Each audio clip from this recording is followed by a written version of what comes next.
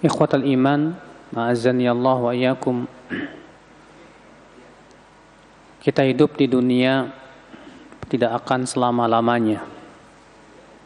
Dan setiap manusia pasti akan meninggal dunia. Allah Ta'ala berfirman, kullu nafsin dha'iqatul maut. Setiap jiwa pasti akan merasakan kematian. Setelah kematian, tentu di sana ada kehidupan yang lebih panjang, di mana perjalanan kita di alam kubur akan melewati berbagai macam fase. Kita akan ditanya oleh malaikat Munkar dan Nakir tentang siapa Rabbmu, siapa nabimu, dan apa agamamu. Demikian pula di alam kubur kita akan mendapatkan kenikmatan jika kita orang-orang yang bisa menjawab pertanyaan tersebut. Dan sebaliknya bila kita tidak bisa menjawab pertanyaan tersebut, kita termasuk orang-orang yang sengsara di alam kubur kita. Maka orang yang di alam kuburnya tidak selamat, maka di alam akhirat nanti, di hari akhirat, lebih tidak selamat lagi. Rasulullah SAW sabda, innal qabra awwalu manazil akhirah. Sesungguhnya kuburan itu adalah merupakan persinggahan akhirat yang pertama kali. Faman najamin, siapa yang selamat di kuburnya, fama ba'dahu aisar min, maka yang setelahnya lebih mudah dari itu. Waman lam yamjumin, dan siapa yang tidak selamat di alam kuburnya, maka di akhir akhirat lebih berat dari itu. Saudaraku sekalian, keselamatan di dunia semua orang menginginkan itu. Selamat di dunia, selamat dari penyakit, selamat dari kefakiran, selamat dari kesusahan, selamat dari malapetaka dan bencana. Tapi di dunia itu untuk selamat dari itu semuanya mustahil, Pak. Di dunia pasti Allah akan berikan kepada kita berbagai macam ujian dan cobaan. Karena Allah sudah berjanji demikian. Allah berfirman, وَلَنَبْلُوَنَّكُمْ بِشَيْءٍ مِّنَ الْخَوْفِ وَالْجُوعِ وَنَقْصٍ مِّنَ الْأَمْوَالِ وَالْأَنْفُسِ وَالثَّمَرَاتِ وَبَشِّرِ الصَّابِرِينَ. Sungguh kami akan uji kalian. Dengan apa? Dengan sedikit rasa takut, rasa lapar, kehilangan harta, buah-buahan. Demikian pula kehilangan apa? Jiwa. Wabasyiris sabirin, dan berikan kabar gembira untuk orang-orang yang sabar. Kita ingin di dunia selamat dari musibah tidak mungkin, Pak. Karena musibah itu pasti akan menerpa hidup kita di dunia ini. Kita ingin selamat dari sakit, dari berbagai macam bencana dunia.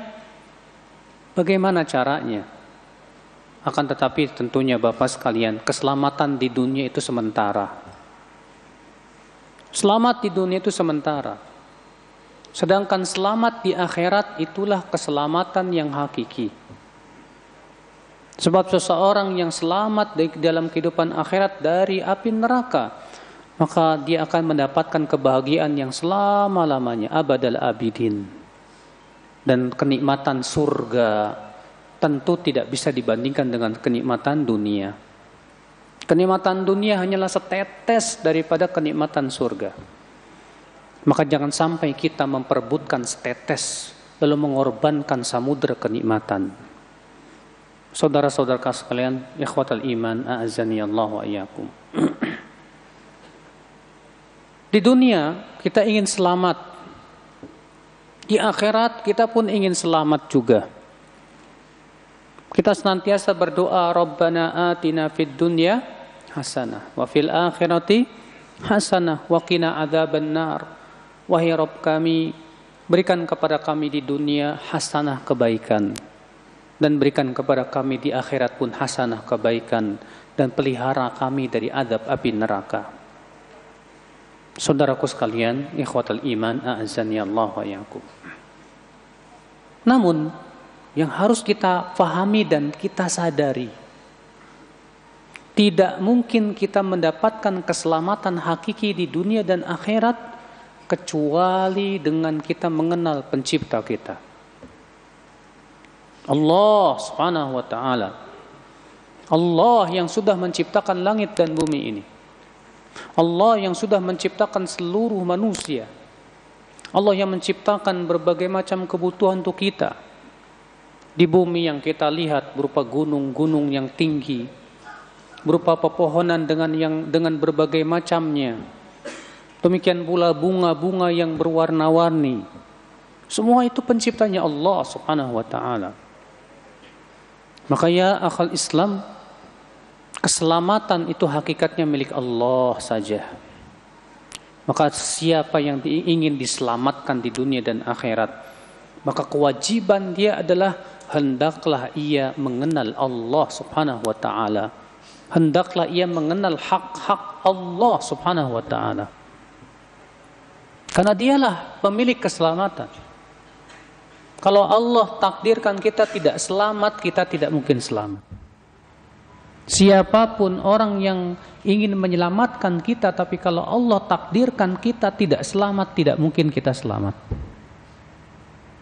Sebaliknya, kalau Allah takdirkan kita selamat, walaupun manusia ingin berusaha menyakiti kita dengan berbagai macam cara, mereka tidak bisa menyakiti kita kalau Allah inginkan kita selamat, saudaraku sekalian. Karena Allah Maha Kuasa atas segala sesuatu. Saudaraku sekalian, makanya Rasulullah SAW bersabda kepada Ibnu Abbas, wa'lam anna ma akhfa'aka lam yakun liyusibak wa ma asabaka lam yakun liyukhti'ak. Ketahuilah hai anak, apa-apa yang telah Allah tuliskan untuk menimpa kamu, itu pasti menimpa kamu. Dan apa-apa yang Allah tuliskan tidak akan menimpa dirimu, itu pun tidak akan menimpa dirimu. Semua sudah ditakdirkan oleh Allah Subhanahu wa taala. Tapi tentunya saudaraku, Allah menyelamatkan seorang hamba karena sebab, dan Allah mencelakakan hamba pun karena sebab. Karena Allah Maha Adil. Keadilan Allah Subhanahu wa taala adalah yang paling sempurna, saudaraku sekalian. Dan Allah Subhanahu wa taala menyebutkan bahwa hakikat keselamatan dan keamanan kita di dunia dan akhirat adalah dengan cara kita mentauhidkan Allah Subhanahu wa taala. Allah berfirman di dalam surat Al-A'raf, surat Al-An'am, alladzina amanu wa lam yalbisu imanahum bidzulm ulaika lahumul amnu wa hum muhtadun. Alladzina amanu, orang-orang yang beriman, walam yalbisu imanahum bidzulmin, dan mereka tidak mencampuri iman mereka dengan kezaliman. Ulaika lahumul amnu, merekalah yang mendapatkan keamanan. Wa hum muhtadun, dan dia mendapatkan hidayah. Ketika Allah turunkan ayat ini, para sahabat merasa berat sekali. Kenapa? Karena syarat untuk mendapatkan keamanan dalam ayat itu, imannya tidak dicampuri dengan kezaliman. Maka para sahabat datang kepada Rasulullah SAW. Lalu para sahabat berkata, ya Rasulullah, ayyuna lam yadhlim nafsah. Wahai Rasulullah, siapa di antara kami yang tidak pernah menzalimi diri kami, wahai Rasulullah? Maka Rasulullah bersabda, ya, bahwa maksud daripada zalim dalam hadis itu adalah syirik, mempersekutukan Allah Subhanahu wa taala. Berarti akal Islam, keamanan yang aman dan hakiki adalah seseorang yang beriman kepada Allah dan tidak mencampuri iman mereka dengan kesyirikan sedikit pun juga. Maka apabila kita tidak campuri iman kita kepada Allah dengan kesyirikan, maka kita mendapatkan dua keamanan. Keamanan di dunia dari azab Allah Subhanahu wa taala, dan keamanan di akhirat dari azab api neraka yang menyala-nyala. Semakin seseorang kuat dalam merealisasikan tauhid, semakin seseorang menjauhi perbuatan syirik, maka semakin dia aman di dunia dan akhirat. Saudaraku sekalian, ikhwatul Islam azani Allah wa iyyakum. Suatu negeri yang aman, tapi mereka berbuat syirik, mereka tidak aman dari azab Allah. Berapa banyak negeri-negeri yang Allah hancurkan akibat kesyirikan mereka. Lihat bagaimana Allah menghancurkan kaumnya Nabi Nuh, karena mereka mempersekutukan Allah Subhanahu wa taala. Lihat bagaimana Allah menghancurkan kaumnya Nabi Ad. Antum tahu, kaumnya Nabi Hud itu kaum Ad. Dan kaum Ad ini, Pak, diberikan oleh Allah sesuatu yang tidak pernah Allah berikan kepada siapapun dari bangsa manapun juga. Apa kelebihannya kaum Ad, Pak? Kelebihannya kaum Ad itu diberikan oleh Allah tubuh yang besar. Disebutkan dalam riwayat bahwa kaum Ad itu tingginya saja 60 hasta, sampai 30 meter. Badannya kuat dan besar. Diberikan oleh Allah sesuatu yang Allah tidak berikan kepada kaum bangsa manapun juga. Mereka diberikan kekuatan fisik yang luar biasa. Tapi karena mereka mempersekutukan Allah, mereka tidak mau mengikuti dakwah Nabi Hud untuk mentauhidkan Allah. Apa yang terjadi Bapak sekalian? Allah kirimkan kepada mereka rih sorsor, angin yang sangat dingin sekali selama 7 hari 7 malam. Yang akhirnya mereka pun mati bergelimpangan. Mudah bagi Allah Subhanahu wa taala. Lihat kaum Tsamud, bagaimana Allah memberikan kepada mereka keistimewaan. Kaum Tsamud itu, Pak, memahat gunung-gunung batu jadi rumah-rumah yang mewah. Mereka punya kehebatan itu. Tapi mereka tidak mau mentauhidkan Allah. Allah kirim Nabi Saleh untuk mendakwahi mereka kepada tauhid. Tapi mereka tidak mau menerima dakwah Nabi Saleh. Lihat hasilnya. Allah kirimkan suara yang sangat memekakkan telinga sampai akhirnya mereka pun mati. Lihat kaumnya Nabi Lut, selain mereka berbuat perbuatan homoseks, mereka juga mempersekutukan Allah Subhanahu wa taala. Sudahlah mereka mempersekutukan Allah, mereka pun melakukan perbuatan homoseks, akhirnya Allah timpakan azab yang sangat pedih kepada mereka. Semua kaum-kaum yang Allah ceritakan dalam Al-Quran, Bapak dan Ibu-Ibu sekalian, karena apa? Semuanya karena kesyirikan, saudaraku. Semuanya karena mereka memaksiati Allah, karena mereka mempersekutukan Allah. Mereka tidak mau mentauhidkan Allah Subhanahu wa taala.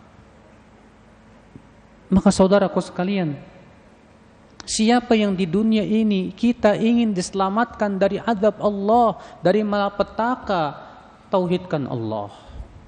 Jangan sekutukan Allah Subhanahu wa taala. Di negeri kita yang tercinta ini, Pak, berbagai macam malapetaka kita lihat. Tsunami yang mendera, gempa bumi yang menghancurkan, gunung berapi yang meletus. Demikian pula berbagai macam malapetaka kita lihat. Demi Allah, Allah tidak pernah zalim kepada hamba-hambanya. Walakin kanu anfusahum yadhlimun. Wa ma dhalamahumullah. Allah mengatakan Allah tidak pernah menzalimi mereka. Akan tetapi mereka, diri mereka sendiri yang zalim. Saudaraku sekalian, akhul Islam, azani Allah wa iyyakum.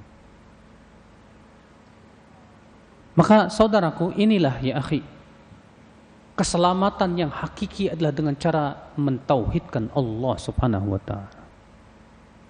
Berbagai macam keselamatan Allah akan berikan kepada orang yang mentauhidkan Allah.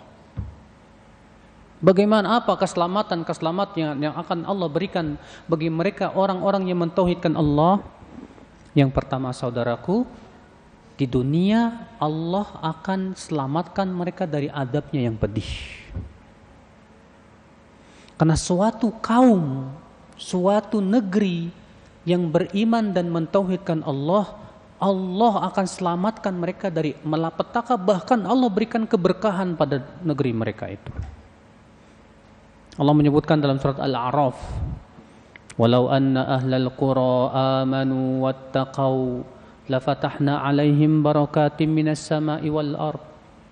Kalaulah penduduk negeri itu, kata Allah, beriman dan bertakwa, kami akan bukakan pintu-pintu keberkahan dari langit dan bumi. Lihat, kalau penduduk negeri, penduduk negara itu, mereka beriman dan bertakwa kepada Allah, apa balasannya yang Allah berikan kepada mereka? Kami akan bukakan pintu-pintu keberkahan dari langit dan bumi. Bayangkan, Bapak. Walakin kadzabu, kata Allah, akan tetapi mereka mendustakan ayat-ayat Allah. Fa akhadnahum bima kanu yaksibun. Maka Allah pun siksa mereka akibatnya pada perbuatan mereka sendiri.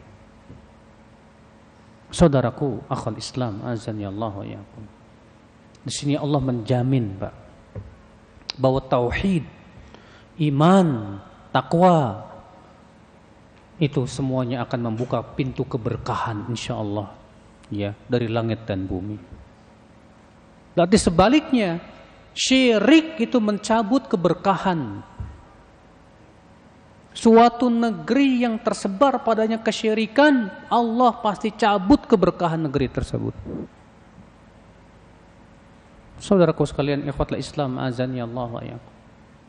Ini keselamatan yang pertama yang Allah berikan di dunia. Apa itu? Yaitu selamat dari apa? Adab Allah di dunia ini. Dan bahkan Allah berikan kepada mereka apa? Keberkahan demi keberkahan. Yang kedua, saudaraku, keselamatan yang kedua. Orang yang mentauhidkan Allah, dia selamat di alam kuburnya. Sebagaimana dalam hadis Al-Bara' bin Malik, ketika Rasulullah SAW menceritakan tentang bagaimana kematian seorang mukmin. Kata Rasulullah SAW, seorang mukmin ketika telah dikuburkan, dia akan didatangi oleh dua malaikat. Yang satu bernama Mungkar, yang satu bernama apa? Nakir, Mungkar dan Nakir. Apa pertanyaan malaikat Mungkar dan Nakir kepada mukmin ini?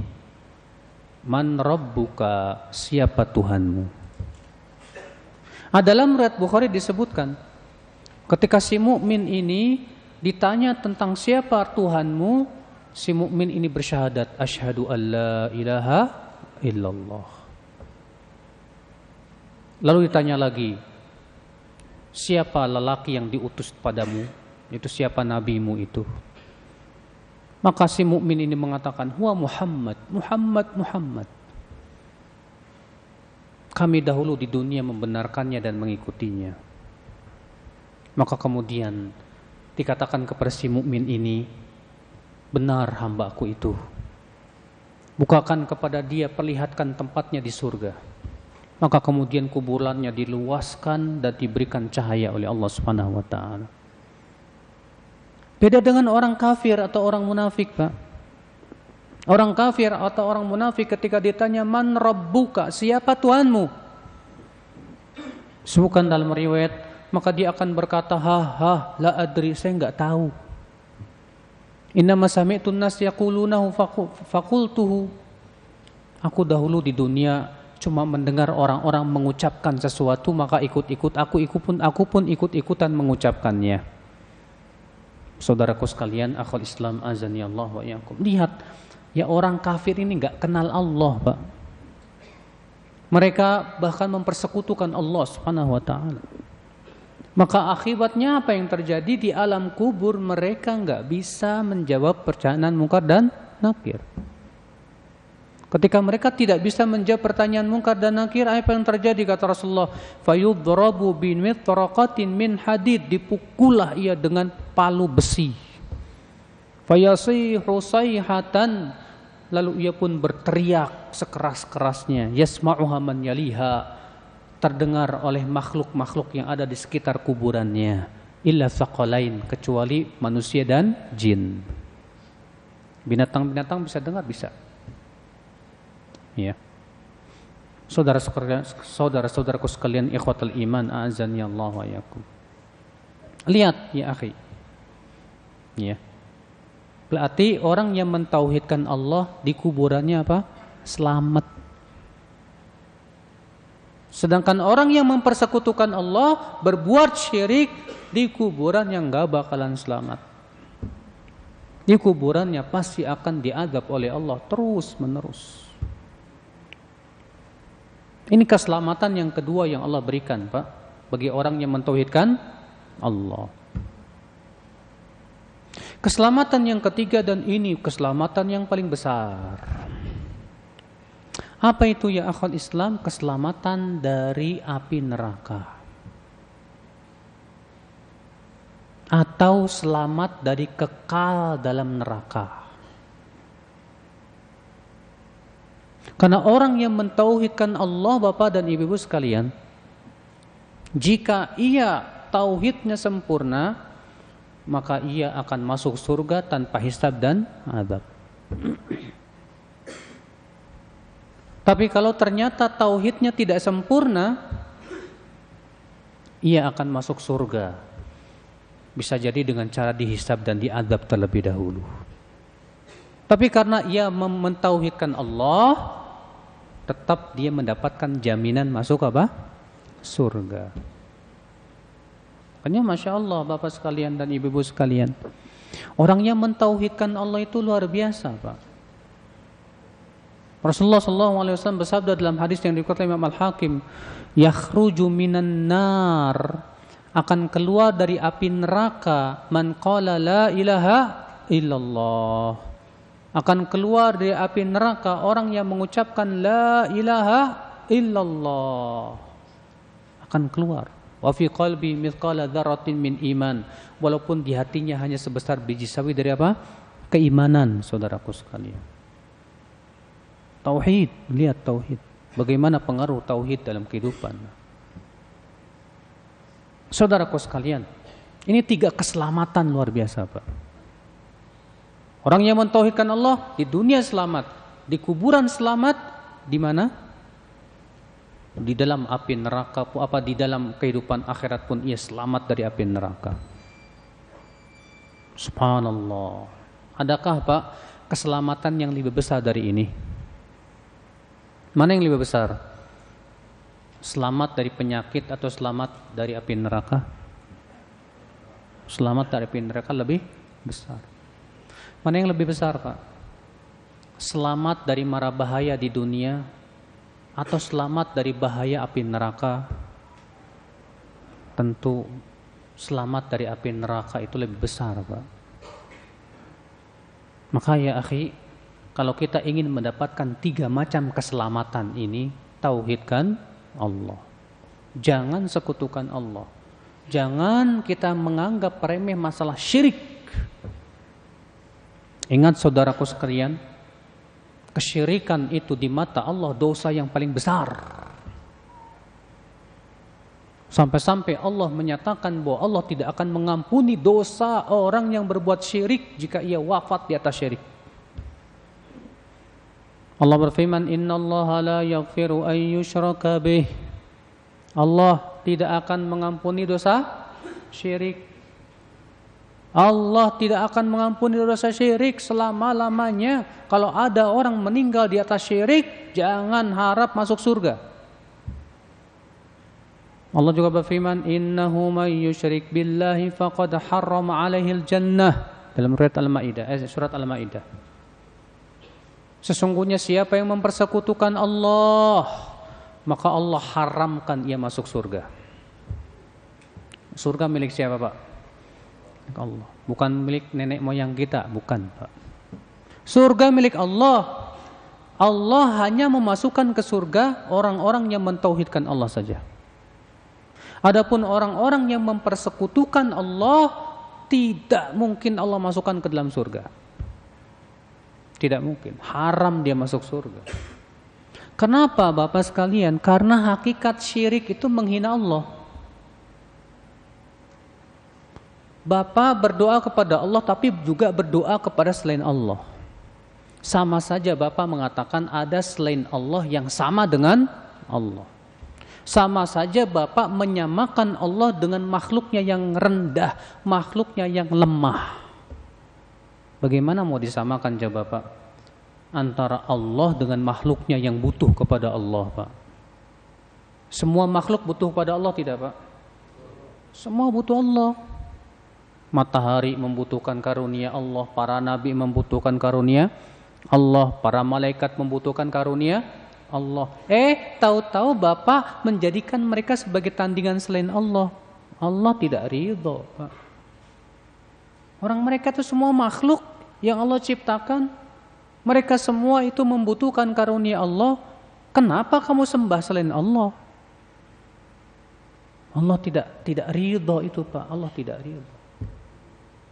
Bahkan gunung-gunung, langit, bumi enggak ridho Allah disekutukan. Allah mengatakan apa? Takadus samawati yatafattarna wa tanshaqqul ardu wa takhirrul jibalu hadda an da'u lirrahmani walada wa ma yanbaghi lirrahmani an yattakhidha walada. Hampir-hampir langit pecah, bumi belah, gunung hancur karena mendengar ucapan mereka bahwa Allah mengambil anak. Padahal Allah tidak layak untuk mengambil apa? Anak. Allah enggak butuh anak. Apalagi mereka yang mengatakan ada tandingan selain Allah yang sebanding dengan Allah. Maka saudaraku sekalian, ikhwatal Islam, azani Allah wa ya. Maka saudaraku, jangan palingkan ibadah kepada selain Allah. Siapa yang memalingkan ibadah kepada selain Allah, itulah kesyirikan. Jangan Anda tawakal kepada selain Allah. Berapa banyak kaum muslimin tawakal kepada apa Pak? Kepada mayat yang ada di kuburan. Berapa banyak kaum muslimin sekali zaman sekarang tawakal kepada apa? Kepada jimat-jimat, kepada penangkal-penangkal. Katanya ini bisa nolak bala. Ada orang pakai gelang biar gak mempan dibacok. Ada orang pakai isim-isim rajah-rajah. Ada orang melakukan, ada pakai kalung-kalung biar apa? Ya nolak bala. Wallahi Pak, ini semua kesyirikan Pak. Ini kesyirikan ini Pak. Oleh karena itulah hati-hati saudaraku sekalian, ikhwatul Islam, azani Allah. Ya. Syirik, saudaraku, sumber malapetaka. Bahkan sumber semua maksiat syirik. Munculnya malapetaka yang besar maupun yang kecil akibat syirik. Maka akhwat Islam, pahami betul tentang bahaya syirik. Tidak ada yang lebih bahaya daripada bahaya syirik Pak. Banyak orang mengingkari zina. Betul, kita setuju zina itu haram Pak. Banyak orang yang mengingkari apa? Judi. Betul, kita setuju judi itu haram Pak. Banyak orang yang mengingkari riba. Betul, kita setuju riba itu haram Pak. Banyak orang mengingkari korupsi. Betul, kita setuju korupsi itu haram Pak. Tapi kenapa banyak orang diam dari kesyirikan? Ketika ada orang pakai jimat keris-keris pusaka yang dimandikan setiap malam Jumat Kliwon. Ketika ada orang yang menjadikan kuburan-kuburan sebagai tandingan selain Allah. Ketika ada orang yang menjadikan jimat-jimat yang semuanya itu adalah kesyirikan. Bagaimana di pantai selatan sana mereka bikin apa itu Pak? Sesajen buat Nyi Roro Kidul. Bagaimana yang ada di gunung apa itu? Bromo. Ya, menyembelih kerbau dan kepalanya dipersembahkan untuk para jin. Itu dianggap lumrah, padahal itu wallahi itu sumber malapetaka. Itu sumber berbagai macam apa? Azab Allah yang datang. Itu kesyirikan besar. Allah tidak pernah mau disekutukan dengan selainnya. Aneh enggak Pak? Coba pikir-pikir dengan akal pikiran kita Pak. Mereka mempersembahkan kepala sapi buat penunggu gunung. Ya. Apakah mereka kira bahwa yang namanya Allah butuh makanan? Allah enggak butuh makanan. Makanya Allah mengatakan apa? Wa ma khalaqatul jinna wal insa illa liya'budun. Tidaklah aku ciptakan jin dan manusia kecuali agar mereka beribadah kepadaku saja. Ma uridu minhum apa? Ma uridu minhum min rizqi wa ma uridu ayyut'imun. Setelah Allah mengatakan tidaklah aku ciptakan jin dan manusia kecuali untuk beribadah kepadaku, kata Allah, Allah mengatakan apa? Aku tidak menginginkan rezeki dari mereka dan aku juga tidak mengharapkan mereka memberi makan aku. Allah enggak butuh apa-apa dari manusia. Maka ya akhul Islam, mereka yang menyembelih kerbau, nyembelih apa? Mereka kira Allah butuh makanan kali Pak. Allah enggak butuh makan, enggak butuh apa. Mereka sebetulnya mempersembahkan kepada para jin. Dan anehnya Pak, ketika mereka bikin sesajen, ya ternyata kena apa? Malapetaka. Setan semakin membuat mereka apa? Kesusahan. Apa kata setan? Kurang sesajennya. Besoknya dibikin lagi yang lebih besar lagi Pak. Kena lagi malapetaka. Dibilang sama setannya apa? Tambah kurang lagi tuh sesajennya itu. Semakin kesyirikan dahsyat Pak. Bukannya sadar, bukannya kembali kepada Allah, ini malah semakin menjadi-jadi dalam kesyirikan. Makanya benar Allah berfirman dalam surat Al-Jin, wa annahu kana rijalun minal ins ya'uduna birijalin minal jin fazaduhum rahaqa.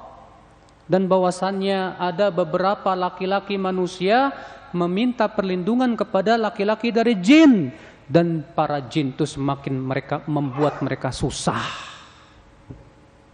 Iya, betul saudaraku. Para jin itu semakin membuat mereka ketakutan, Pak. Nanti kalau enggak dibikin sesajen, nanti gimana? Nanti gimana? Itu dari setan, dari jin. Adapun kaum mukminin yang mentauhidkan Allah, mereka mengatakan natawakkal 'ala Allah. Kita tawakal kepada Allah. Yang bisa memberikan manfaat dan mudarat hanyalah Allah. Yang bisa menolak bala hanyalah Allah. Ini baru tauhid. Itulah yang didakwahkan oleh para nabi dan rasul, saudaraku. Itu yang didakwahkan oleh para nabi dan rasul. Semua nabi yang mereka dakwahkan pertama kali kepada kaumnya, ya qaumi i'budullah ma lakum min ilahin ghairuh. Hai kaumku, beribadahlah kalian kepada Allah. Tidak ada ilah yang berhak disembah kecuali siapa? Allah saja. Itu dakwah para nabi, Pak. Tapi subhanallah, dakwah para nabi malah ditentang oleh kaumnya yang doyan berbuat syirik. Saudaraku sekalian, ikhwatal Islam, azan ya Allah wa iyyakum. Selamatkan diri kita dari kesyirikan, saudaraku. Jangan kita merasa pede, saya imannya sudah hebat, saya enggak mungkin jatuh kepada syirik. Kata siapa? Nabi Ibrahim, nabi yang sangat sempurna tauhidnya, Pak. Beliau saja khawatir jatuh kepada apa? Syirik. Nabi Muhammad sallallahu alaihi wasallam, nabi yang terbaik, yang paling dicintai oleh Allah, yang paling sempurna tauhidnya saja, beliau berlindung kepada Allah dari syirik, Pak. Apa kata Nabi Ibrahim? Wajannubani wa baniya an na'budal asnam. Ya Allah, jauhkan aku dan anak-anakku untuk menyembah berhala. Apa kata Nabi Muhammad?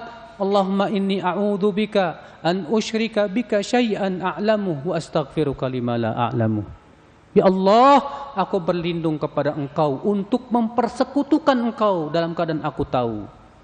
Dan aku mohon ampun kepada Engkau dalam perkara yang aku tidak tahu.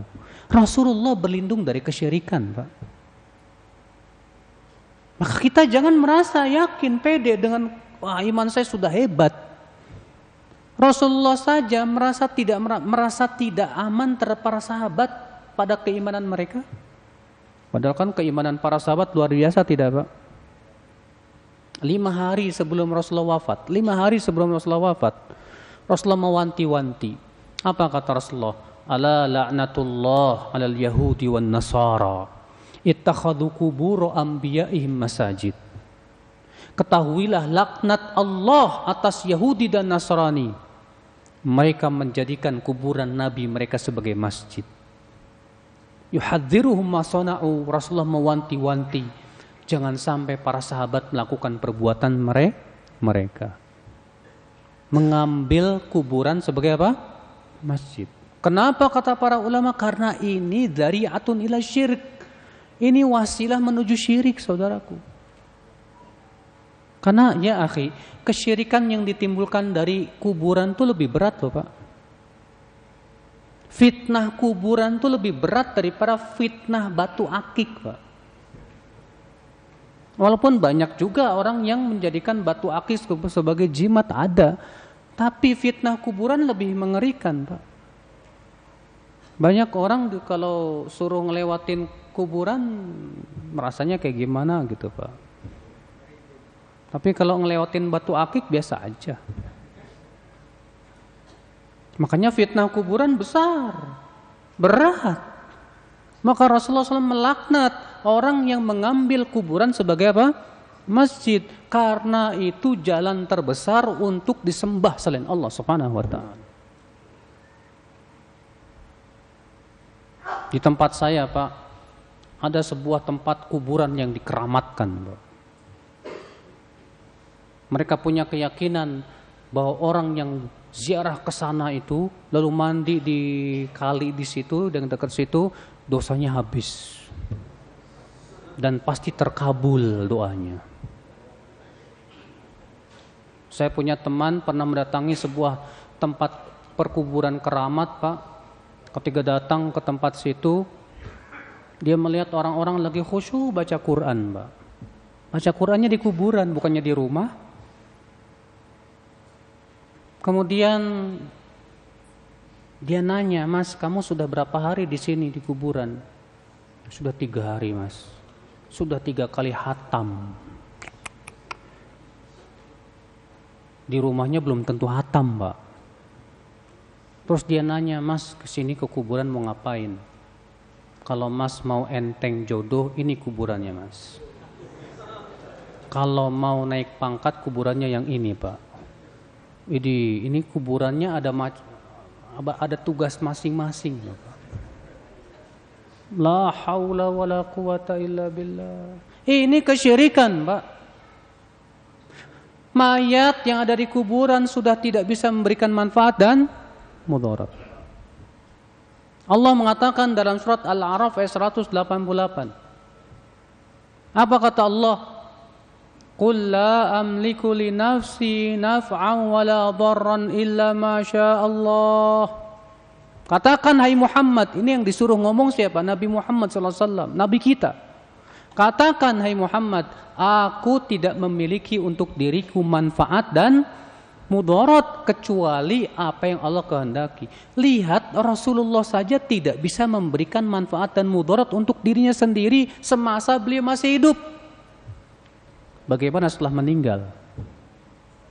Kalau masih hidup saja, Rasulullah disuruh mengatakan oleh Allah, aku tidak bisa memberikan manfaat dan mudarat untuk diriku sendiri, apalagi kepada orang lain. Saya dulu waktu masih kuliah di Madinah Pak, saya punya teman dia kerja di situ di sekitar perkuburan Rasulullah. Di pas musim haji itu Pak, banyak orang jemaah haji itu ya yang masukin kertas ke lubang tuh, plung plung plung. Diambilin sama teman saya, dibaca. Oh, rupanya permintaan ke Rasulullah. Ya Rasulullah, ya tolonglah supaya gaji saya dinaikin, hai Rasulullah. Tolong dientengkan jodoh saya, hai Rasulullah. Dia kira Rasulullah bangun kali baca-bacain. La haula wala quwata illa billah. Rasulullah sudah meninggal. Rasulullah sudah meninggal. Rasulullah tidak bisa memberikan manfaat dan mudarat sewaktu masih hidup, apalagi sudah meninggal dunia. Inilah kesyirikan, saudaraku sekalian. Bukan kita tidak menghormati Rasulullah. Menghormati Rasulullah bukan seperti itu. Makanya Rasulullah bersabda dalam riwayat Tirmidzi apa? La tuturuni kama atratin nasara Isa ibn Maryam. Jangan kalian berlebih-lebihan dalam memujiku, kata Rasulullah. Seperti orang-orang Nasrani berlebih-lebihan memuji Nabi Isa bin Maryam. Saudaraku sekalian, ikhwatul Islam, azani Allah wa iyyakum. Wallahi Bapak sekalian, kesyirikan ini sesuatu yang tidak pernah Allah ridhai. Maka kewajiban kita pahami betul tentang syirik. Macam-macam syirik kita pelajari betul. Apa itu syirik kita pelajari betul. Untuk apa? Untuk keselamatan diri kita. Untuk apa? Untuk menyelamatkan masyarakat kita. Untuk apa? Untuk menyelamatkan negara kita, Pak. Karena tauhid ini memang sumber keselamatan. Ikhwatul Islam, azani Allah wa iyyakum. Maka ya akhal iman, azani Allah wa iyyakum. Jadi sekali lagi saudara-saudaraku sekalian, ya. Orang yang mentauhidkan Allah, maka Allah berikan keselamatan di dunia, di mana lagi? Di alam kubur, di mana lagi? Di akhirat. Selamat dari api neraka atau selamat dari kekal dalam api neraka. Ya. Semoga Allah selamatkan kita dari azab api neraka, saudara-saudaraku sekalian. Ikhwatul Islam, azani Allah. Kemudian ya akhi, tauhid sumber datangnya ampunan Allah Subhanahu wa taala.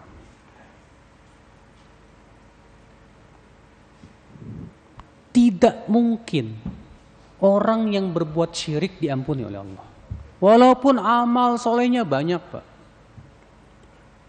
Ada orang haji 60 kali, umrohnya 200 kali, infaknya banyak sekali, tapi ternyata ia mempersekutukan Allah, berbuat syirik. Maka Allah berfirman apa? La in asyrakta la yahbatanna amaluk. Kalau kamu berbuat syirik, batal amalanmu, habis. Berarti orang yang walaupun banyaknya amal dia, tapi kalau dia berbuat syirik, dia tidak akan mendapatkan ampunan Allah Subhanahu wa taala. Sebaliknya, ada orang yang dosanya sepenuh bumi. Dosanya sepenuh apa? Bumi. Lalu ia meninggal dalam keadaan tidak mempersekutukan Allah sedikit pun juga. Dia meninggal dan bertemu dengan Allah dalam keadaan ia mentauhidkan Allah saja.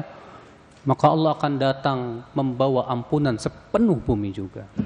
Sebagaimana Imam Tirmidzi meriwayatkan bahwa Allah Ta'ala berfirman dalam hadis qudsi, Ya ibna Adam, innaka law ya ataitani biqurabil ardi khataya.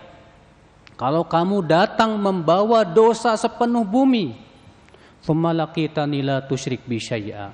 Kemudian kamu meninggal dalam keadaan kamu tidak mempersekutukan aku sedikit pun juga, la ataituka biqurabihal maghfirah. Aku akan datang membawa ampunan sepenuh bumi juga. Bayangkan. Lebih baik mana, Pak? Sedikit dosa tapi matinya berbuat syirik. Banyak amal solehnya tapi matinya berbuat syirik. Atau banyak dosanya tapi matinya tauhid. Yang lebih baik mana? Yang lebih baik banyak amalnya, sedikit dosanya, matinya tauhid. Ya pasti itu. Ya. Tapi kalau dibanding-banding nih, yang satu amal solehnya banyak, dosanya banyak, amal solehnya banyak, dosanya dikit, tapi matinya berbuat syirik. Yang satu lagi amal solehnya dikit, maksiatnya banyak, tapi wafatnya dalam keadaan tauhid. Lebih baik mana, Pak? Yang kedua. Kenapa? Karena yang pertama, percuma amal solehnya tidak akan dinilai apa-apa oleh Allah. Adapun yang kedua, tauhidnya itu akan menyelamatkannya dari api neraka. Maka tauhidkan Allah. Karena tauhid sumber untuk mendapatkan ampunan Allah Subhanahu wa taala. Sebutkan dalam hadis, Pak, yang dikeluarkan Ibnu Majah dalam sunannya. Rasulullah SAW sabda, yusahu birajulin yaumal qiyamati amamal khalaiq. Nanti pada hari kiamat akan dipanggil seorang laki-laki, Pak, di hadapan seluruh manusia. Fa yu'radu lahu tis'atun wa tis'una sijillan, kullu sijillin maddal basar. Lalu diperlihatkanlah kepada dia 99 catatan. Setiap catatannya sejauh mata memandang, isinya dosa. Bayangkan. Ini dikasih 99 catatan, setiap catatannya sejauh mata memandang, isinya dosa, Pak. Lalu Allah berfirman kepada si hamba ini, Pak. Apa kata Allah? Atunkiru hadza ya abdi, kamu mengingkari enggak dosa-dosamu ini? Kata si hamba, Pak, tidak ya Allah. Allah berfirman lagi, adzalamat ka katabatil hafizun, atau malaikat yang mencatat amalmu sudah menzalimi kamu? Si hamba berkata, tidak ya Allah, itu semua dosa saya. Lalu Allah berfirman lagi, alaka udzur, kamu punya alasan tidak? Si hamba kembali berkata, tidak ya Allah, itu semua dosa saya. Ini si hamba sudah yakin akan dilempar ke neraka, Pak. Maka Allah berfirman apa? Bala innalaka indana hasanah. Kamu punya kebaikan di sisi kami. Fatukhraju lahu bitaqah, dikeluarkanlah kartu bertuliskan la ilaha illallah. Rupanya dia waktu hidup mentauhidkan Allah, Masya Allah.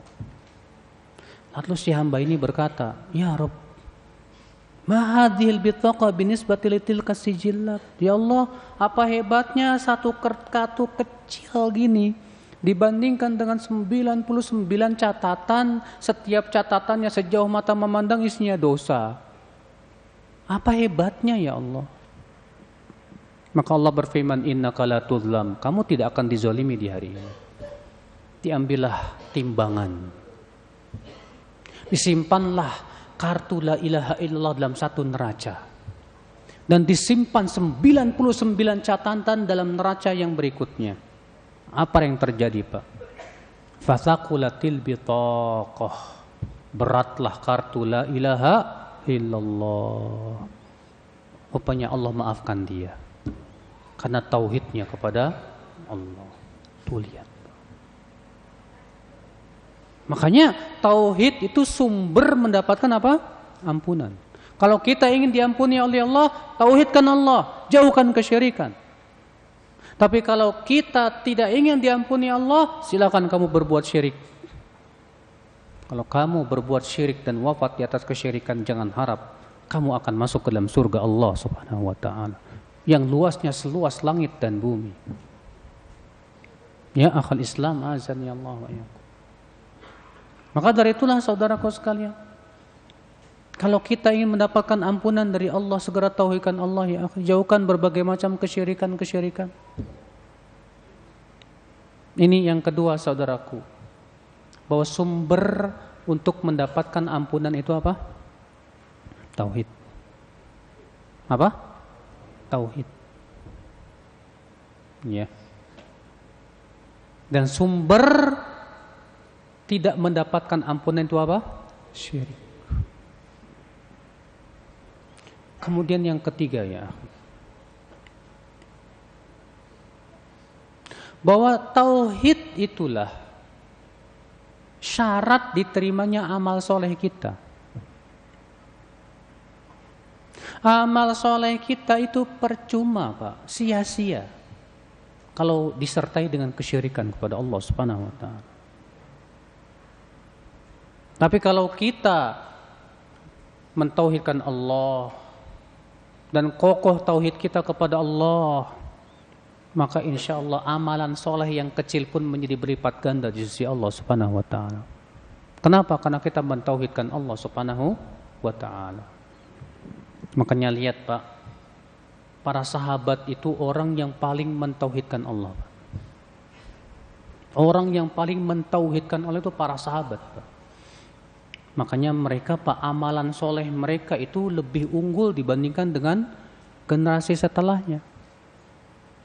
Rasulullah SAW sabda, la tasubu ashabi, jangan kalian mencaci maki para sahabatku. Fawalladzi nafsi biyadi, demi zat yang diriku berada di tangannya. Lau anna ahadakum anfaqa mithla uhudin dhahaban, kalaulah di antara kalian ada yang berinfak dengan emas sebesar gunung, ma balagha mudda ahadihim wala nasifah, tidak akan sampai kepada infaknya para sahabat satu mud atau setengah mud. Kalau masalah banyak-banyakan, lebih banyak mana Pak? Satu gunung emas sama satu mud. Kalau banyak-banyakan ya satu gunung emas. Tapi masalahnya Allah tidak melihat kuantitasnya saja. Para sahabat dengan berinfak emas satu mud bisa mengalahkan kita yang berinfak satu gunung emas. Apa yang membedakan coba Pak? Tauhid, keikhlasan, ketakwaan. Para sahabat itu keimanannya luar biasa, tauhidnya kepada Allah luar biasa, sehingga amal yang kecil menjadi besar di mata Allah Subhanahu wa Ta'ala. Demikian pula bila kita seperti itu, semakin kuat tauhid kita kepada Allah, semakin amal kita pun akan dilipat gandakan oleh Allah Subhanahu wa Ta'ala pahalanya. Ikhwatal Islam, azani Allah wa iyyakum. Maka akhi, azani Allah wa iyyakum, tauhid, ya akhi, tauhid luar biasa sekali. Syarat diterima amal itu tauhid. Bahkan dengan tauhid amal soleh itu akan dilipat gandakan oleh Allah Subhanahu wa Ta'ala. Akhal iman. Kemudian akhi, saudara-saudaraku sekalian, tauhid adalah mencegah seseorang untuk kekal dari neraka. Dan sudah kita sebutkan tadi hadisnya. Rasulullah SAW mengatakan akan keluar dari api neraka orang yang mengucapkan la ilaha illallah, karena betul-betul ikhlas dari hatinya Pak.